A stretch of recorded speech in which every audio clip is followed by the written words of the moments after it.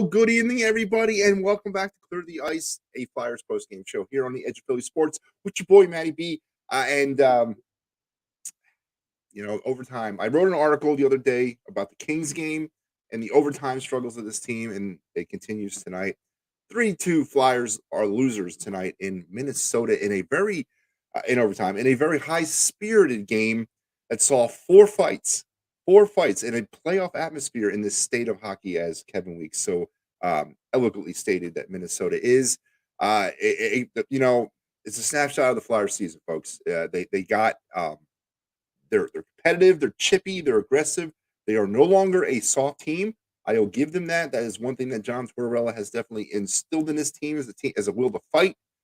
But they just don't have enough. They just don't have enough to get over that hump. They fought back. They tied it late, and then in overtime.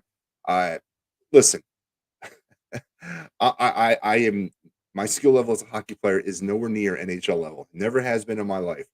But I know from a very early age that when you're on a 2-on-1 break, like the Flyers had in overtime with Konechny, I don't know what Konechny was doing. He was very indecisive. He stood there in front of the net. He had all the time in the world to do something other than shoot the puck into the goalie's pads. It was one of the most frustrating 2-on-1s I've ever witnessed in my life. And then, of course, the ensuing attack or push, if you will, leads to the Wild game-winning goal, 3-2, and that's your final. Minnesota Flyers now fall to 20-21-9 as we have now hit the 50-game mark of the 2022-2023 season. And the Flyers off on a little mini 2-game road trip that's going to take them from here now to Winnipeg and then into their 1 week off mandated NHL break, which will then bleed into the All-Star break, and then they'll return from there. But boy, what a frustrating game to watch. What a fun game, though. What a fun, frustrating game to watch tonight in Minnesota. And let's get to that action, as I said. The scoring summary, the Flyers got on the board first at the 5:14 mark of the first period. Noah Cates, his seventh, gives the Flyers the 1-0 lead. That is what you would have heading into the first intermission. In the second period, Matt Boldy with his 15th, tying things up at 1-1. And that was all the scoring you had in the second period.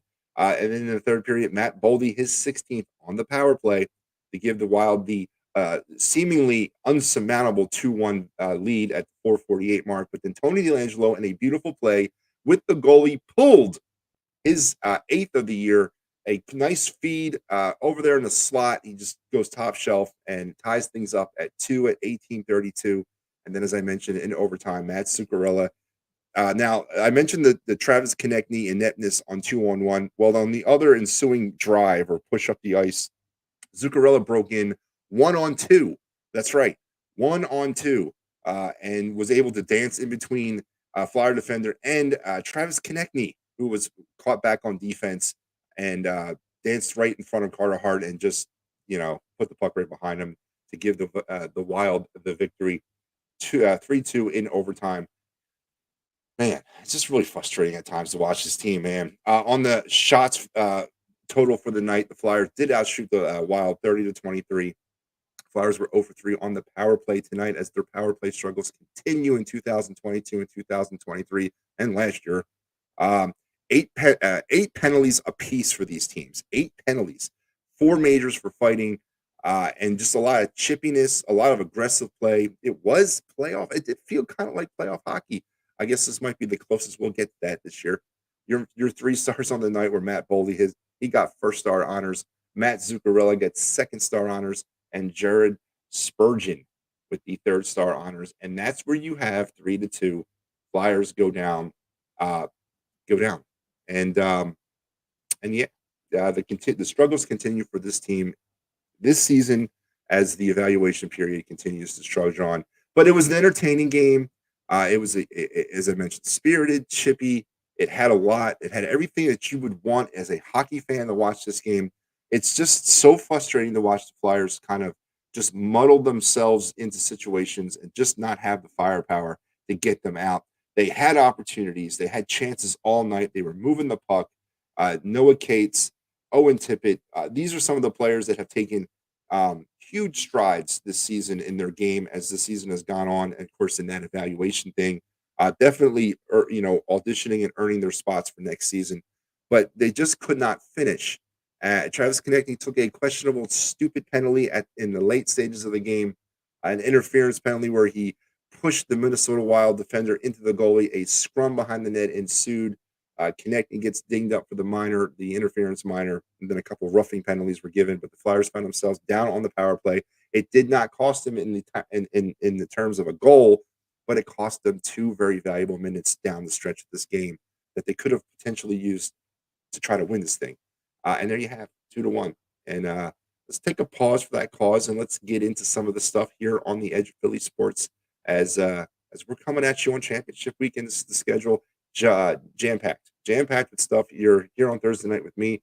Earlier tonight, you had Party on Broad, Bird's IQ, the attacking third, I think is still going on. And then, of course, me. And this is the rest of the stuff. And I know everyone's kind of keying in on Sunday. Well, that's absolutely what you should be. And we got you covered on Game Day Live, pre, halftime, and post-game coverage of the Eagles championship game matchup between the San Francisco 49ers. So please continue to stay tuned for some more details about what exactly we're going to be doing on that day. But if you're going to be in South Philly, and you should be on Sunday, don't forget Philly Sports Strips Ultimate Tailgate on January 29th between 11 and 2. Head over to phillysportstrips.com. Check out more details on that and how you can get involved. And yeah, so here we are. 50 games down, 32 left. 50 games down, 32 left. And as I mentioned, the Flyers will now jet off to Manitoba in Canada and play the Winnipeg Jets on Saturday night. We will be here on Saturday night for another Clear the Ice. I will be hosting again as the rest of the crew is kind of gearing up for the Eagles. And then the Flyers will at that point be off for the next week as they go into their NHL mandated week off. Now that week happens to coincide with All-Star Week. So they'll go into next weekend. The All-Star game will be next weekend, and then they'll come out of that and they'll be back in action to finish up the rest of the season. And of course, we have a lot to talk about, as we move forward into this rest of this season, the trade deadline, what the Flyers may or may not be doing at that point. Let's take a look around the league right now and get you caught up to what's been happening in the NHL on this Thursday evening. Games that have already gone final. The Red Wings take down the Canadiens 4-3 in overtime. The Tampa Bay Lightning beat the Brewers, so the Bruins 3-2 in a game that I wish I would have watched between two heavyweights in this league. Capitals defeated the Penguins 3-2 in a shootout. The Devils fall to the Predators 6-4, and the Sabres defeat the Jets 3-2 earlier. Games that are still in progress currently right now. St. Louis is getting it taken to them by the Arizona Coyotes, who have been playing a lot better hockey lately.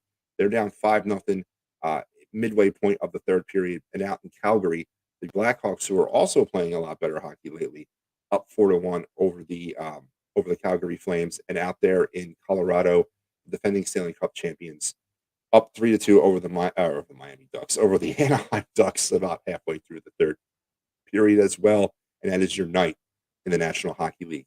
Let's take a glance at the standings because we got to do that here. Heading into this game, the Flyers found themselves with another test, right? This is a team in the Minnesota Wild that are one of the Western Conference leaders. They are currently sitting. They're currently sitting as a what are they? What the heck are they at? This thing? They are a division leader, or they are a division one of the top 3 in the Central Division. So and they're right in the middle of this. They are a fringe playoff team. They are a playoff team. They, of course, picked up very valuable 2 points. The Flyers picked up another point, 9 ties now on the season. And I'll get to that in a second. Flyers find themselves still only 8 points out of the final playoff spot in the East, a wild card position that's currently held by the Pittsburgh Penguins. So it's, I guess, not all, whatever. You take that for what you want, folks, all right? I'm not looking at that. But as far as this team goes in overtimes, I have never in all my years of watching the Flyers have witnessed an overtime futility that I've seen this season. The Flyers are just not good in overtime. One, they can't possess the puck, and when they do possess it, they cannot score. And then coincide when the other team gets the puck, they score consistently on Carter Hart, and it's always seemingly on that first shot. I don't know if Carter falls asleep back there in overtime, but always it seems like on that first shot, and that was the case tonight. And again, Travis Konechny on that 2-on-1 in overtime. I have never seen a more frustrating, inept attempt at a 2-on-1 breakout or a 2-on-1 situation in my entire hockey watching life and playing life, mind you, than I saw tonight in Travis Konechny. Just really confused, scared, didn't know what to do in front of the net, didn't make a pass, didn't even look like he was looking to make a pass, and just buried the puck right in the goalie's pads. It just extremely frustrating as Travis Konechny has been his name was plastered all over this game tonight in interesting plays as the team fell 3-2. And that is what really we that's really it. Obviously now as we move into this, the All-Star break, which is of course is the unofficial stop point of the first half. And we already know we're deep into the second half. We're 50 games in right now, so we are well over that threshold. Now the names are going to start coming up, and now the serious talk needs to start coming up about who is not going to be here, who is going to get moved, and who might get traded. And Travis Konechny, though he has had a Herculean turnaround season this year, I will be the first to admit that he has been one of the few bright spots offensively for this team, and he seems to be interjecting himself into everything, which you want to see. You definitely want to see that. But right now, for those of you who are on that Travis Konechny, let's keep him trained. I just don't see that. Travis right now to me is nothing more than a blue chip trading piece. Maybe something I can get a first round pick for. Maybe I can get a high AHL prospect for. I don't want anybody basically with an expiring contract, but he is something that we need to move along to help us out in the future of this team. And Carter Hart, who continues to befuddle me as well. Uh, not a good night. Everyone seems to think he had a good night. I didn't think he did. Maybe I'm just jaded with Carter Hart. Maybe I view Carter Hart the same way I view Howie Roseman. I don't know, but I'm not seeing it. I think he comes up small in the biggest of moments. Overtime being one of those moments. I definitely think Carter needs to be moved along as well. Just a frustrating. Eric hits me up with, I feel since Urson went down, Flyers are losing. There might be something to that. The whole Sam Urson thing, good news story, but obviously it was a contract thing. Urson, it had to be either Urson.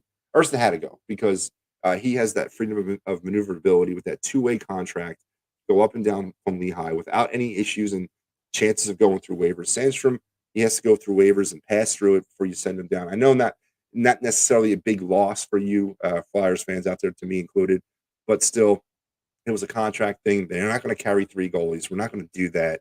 And Urson just was the odd man out. And let's face it, Sam Urson deserves to play every day, and he's going to do that down in Lehigh Valley, and he is doing that in Lehigh Valley. So I think it was the best move.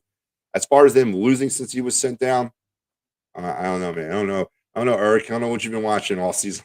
They were losing before Sam got here, and they're going to continue to lose after he goes. So that's just the way the season's been. Hayes, Brown, Braun, Sealer, JVR, Sandstrom, Bellows, trade them.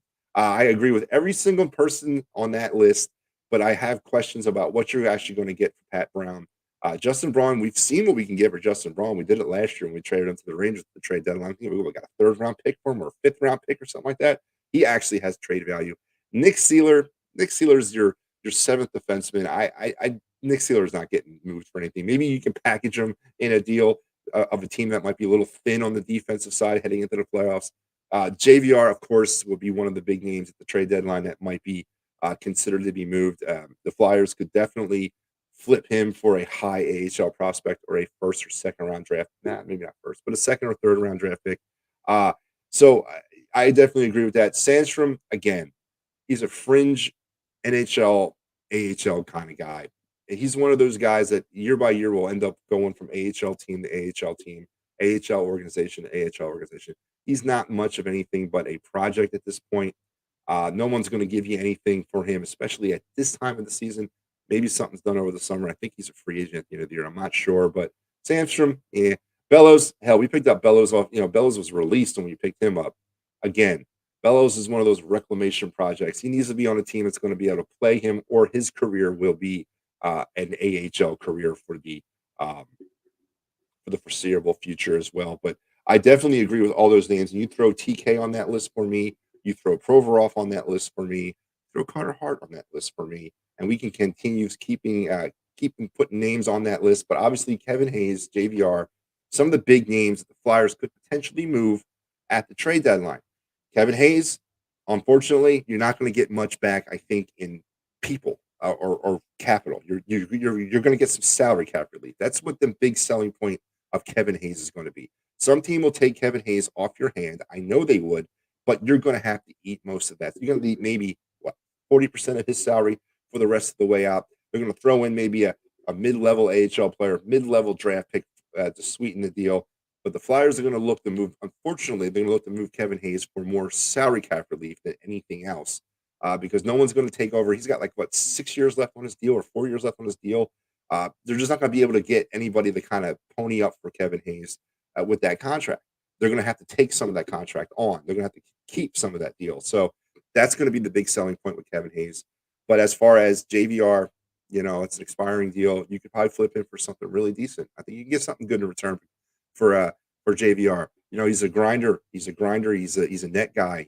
He's a guy that can, that when he does score, he scores a lot. He needs to be in the right situation, and it's not here. He's not doesn't fit here. He's not. He's the wrong player for this team right now at this point in his career. Hell, he was the wrong player when he was drafted here, but certainly the wrong player at this time of his career. So I agree, Eric, and I'm glad to see you agree with me. I appreciate it, man. If the Flyers get a first round pick in a trade, so that gives them 3 first round picks in this draft, should they keep them all? Yeah, no, and there's a possibility of a first round pick again, but you got to look at these first round picks. We're not trading any of these guys at the trade deadline to the Anaheim Ducks. We're not trading them to the Chicago Blackhawks. We're going to be trading them to the likes of the Lightning and the Panthers and the Devils and the Rangers, teams that are fighting for playoff positions. So these are all out of the lottery teams. These are all back end of the draft picks. So I'm not saying that that's not a good thing to have. Hell, I'm a draft guy. You build sustained winning through the draft, and you do it at all levels of it, at all positions of it. So I agree, but it's almost going to be considered a second round pick at the position some of these teams are going to be in when we actually get around to drafting them. Because I think we own Florida's first round pick next year. That's going to be an outside of the lottery pick, more than likely. It's going to be like a 19th, 20th overall, if it stands the way it is right now. So I understand what you're saying, and I agree. We got to start building up those assets and that capital, but let's kind of keep expectation management down. The best we're going to flip at that point is a kid that's going to go right to the juniors, or a kid's going to go to college, and he's not going to put on a Flyers jersey for 2 years. So real expectation management there. And of course, that bodes the question about the whole, if you don't get the top 2 or 3 picks in the draft, you're not going to get a kid that's ready to come in right now. And we're looking for someone that can step in tomorrow and help us out at the NHL level. So this is a process, Eric, and and I hate to use the P word, but it is a process, and the Flyers are definitely embarking on that process. But tonight, 3-2 losers in overtime out in Minnesota. 20, or what is it? Yep, not 2021-9 now for the season. 50 games in. Power play woes continue for this team. I think they are. What is that? They are 25 for 152 on the power play, folks. 25 for 152, which is good for 16% efficiency, and that's not cutting it in the NHL. I've mentioned this on this program before. If you're not clipping it at 20% or higher, you're not an NHL team. And the Flyers have had struggles with this power play. It seems like it's been endless struggles. I mentioned this. Remember back when we blamed Michel Therrien for our problems? Well, he's been long gone, and the power play has not gotten any better. Obviously, it's talent. It can be scheme all you want, but if you don't got the talent on the ice, you're not putting the puck in the net on a consistent basis, especially on the power play. So, but their struggles continue. But in summary, and let's kind of recap this and let's sum this up for the night. An impressive game. An impressive game, once again, where the little engine that could Flyers came in against the big bad Minnesota Wild, a playoff contender in the Central, in the West, and they keep in this game. It was a playoff atmosphere out in Minnesota. I don't know why it was like that. I don't know what the draw was for the Flyers. I'm going to do some research and find out why this game was so chippy, why these two teams were so at each other's throats. It's the friggin' Minnesota Wild. We see them twice a year. I don't, and we're on two opposite ends of the standing spectrum right now. But it was a very chippy playoff-like atmosphere, and the Flyers answered the bell. They skated all night with the Wild. They were going toe-to-toe, head-to-head. They made their mistakes, but they also created chances. They created opportunity, but they could not finish. Same story all season long. They just don't have the talent. And in the end, even though they battled back late, it was great to see that goal. It was awesome to see that goal at the end. Carter Hart's coming off the ice. They're rushing up, and then that beautiful pass from Hayes to D'Angelo. He buries that thing top shelf. Beautiful goal. Um, and then some expectation and some energy. And I was kind of thinking, you know what, maybe we steal one tonight. Then overtime strikes yet again as the Flyers now I think fall to 1-6 in the extra frame in this season. So frustrating, but entertaining at the same time. Eric, keep it coming. Don't forget, Eric's like and subscribe down there, man. We need all the help we can get here. Do the Flyers need a generational player in the draft to be a contender in the future, or just build an overall team? This team this year is exciting to me this year. Can't wait for the next year. Ready, Eric? Listen, I really appreciate your hope and your energy. It's definitely good to see and hear because it's been a struggle, and it's been a question that we've been asking on this program and every other program on the EOP network all season long. What exactly is the plan? What exactly are the Flyers doing? What exactly are they striving for? Some of the moves they made this past offseason with the DeLorean signing and the Risto signing and the Travis Sanheim signing don't point to an overhaul like a rebuild like they're all in for next year. It points more towards a gradual, retool, right? But when you have a player like Connor Bednard who is staring you, who is right there, he's coming out and he will be generational. I don't care what you're saying, folks. This kid's going to be the next something. He is, and he's right there in a position to be gotten. Why don't you go for something like that? Why not? I don't think Chicago or Anaheim is having any ethical issues with that right now. I mean, they're not saying they're tanking, but they've positioned themselves to pick up Connor. And if you have an opportunity to go after a kid like that, you go all in. I don't care what you got to do. You go all in for a kid like that who could turn your franchise around and be a cornerstone for the next 15 years. You know what? I'll accept another bad year of losing if I can get something like that. So to answer your question, um, I don't know. That's the problem. Nobody knows. Nobody knows what the plan is because they certainly aren't playing like a team that's positioning themselves for the number one overall pick. They're playing like a team that wants to be considered a contender now, but they're not, and we know it, and they know it.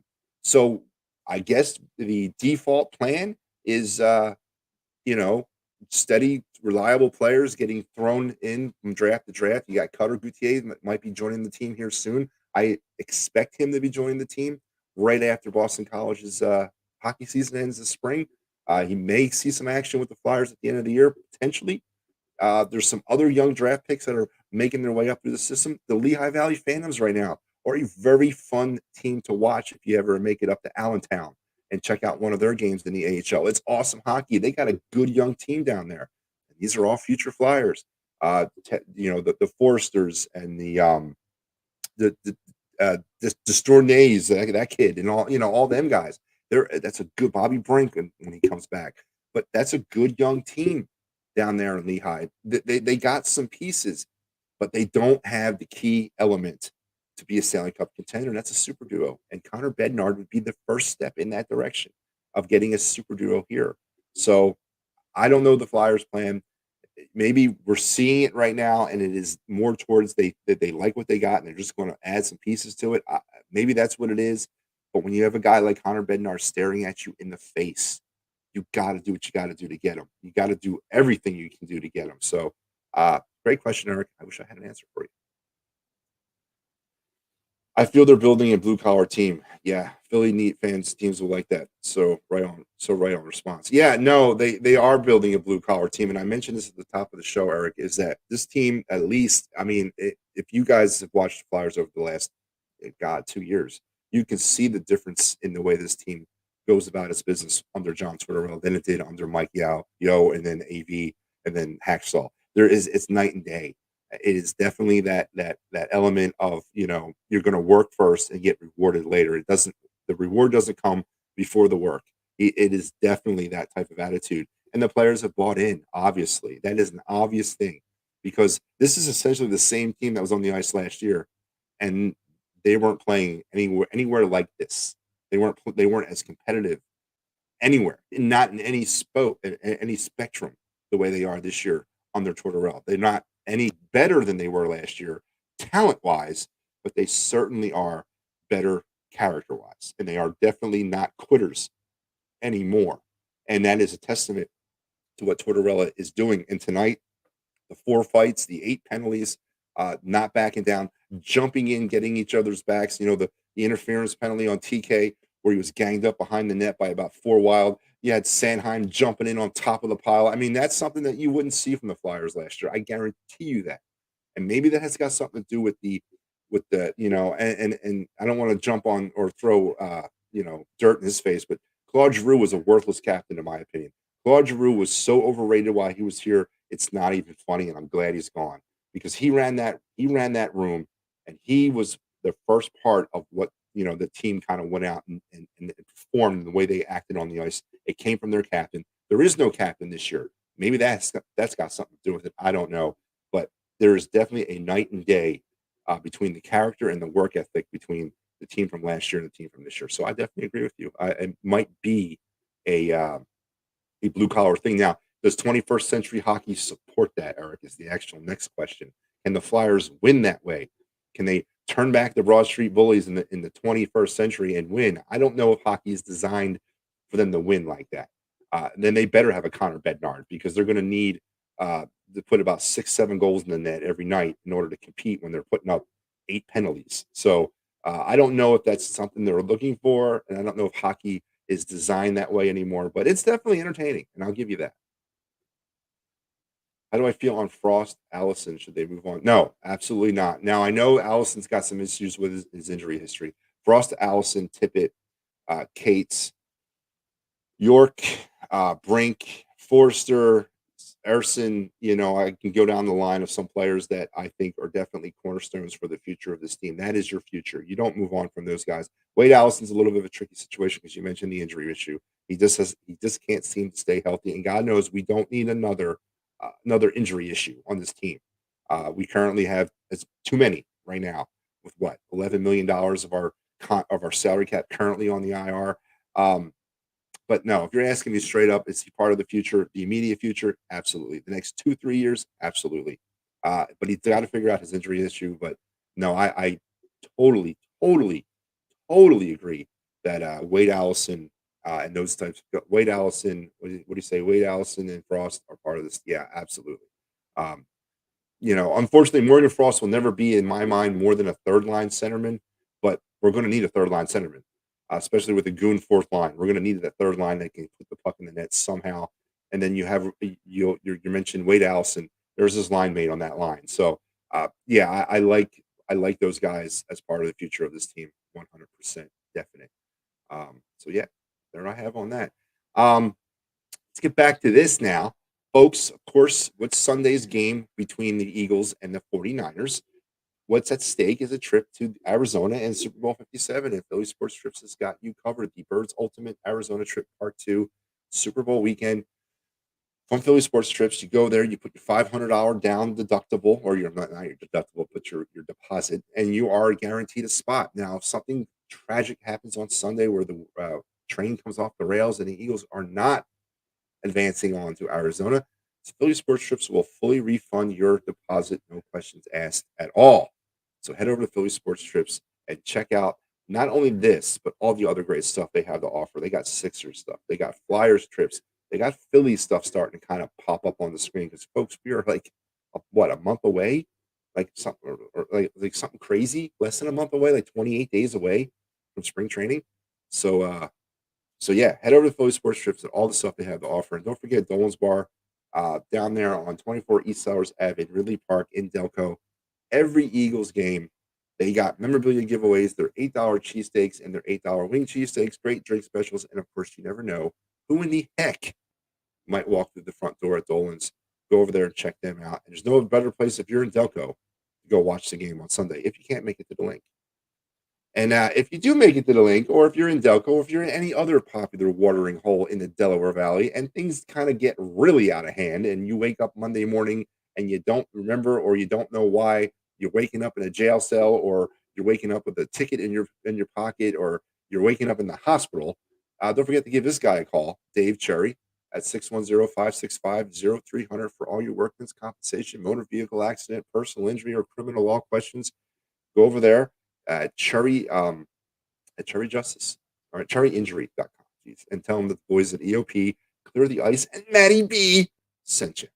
And finally, if you're looking to get to the game on Sunday, listen, there's a lot of scammers out there, man. I've been seeing some stuff, people trying to scam. Don't go through any of those people. Don't go through third party sites. Don't go through unreputable sites. Don't go through people you think that are cool. No, head over to Sherry's Ticket Town at www.sherrystickets.com. They are a family owned and operated business since 1946. They offer you the great lowest prices on sports, concerts, and theater venues, and you get an additional 10%, folks, if you enter the promo code EOP10. So head over to Sherry's Tickets, check them out, buy your tickets from somebody that knows what they're doing, buy your tickets from somebody that's going to treat you the right way. And yeah, folks, it's going to do it for me. As I mentioned, we will be back on Saturday night. I will be back hosting Clear the Ice on Saturday night. The rest of the EOP crew is gearing up for the championship game. So I'm pulling hockey duty, which is fine by me. I'll do that any time of the week. Until we talk again on Saturday from Winnipeg. Well, I won't be in Winnipeg, but you got the gist. I'm going to leave you with the immortal words of Mr. Gene Hart, and have a good night. Good hockey.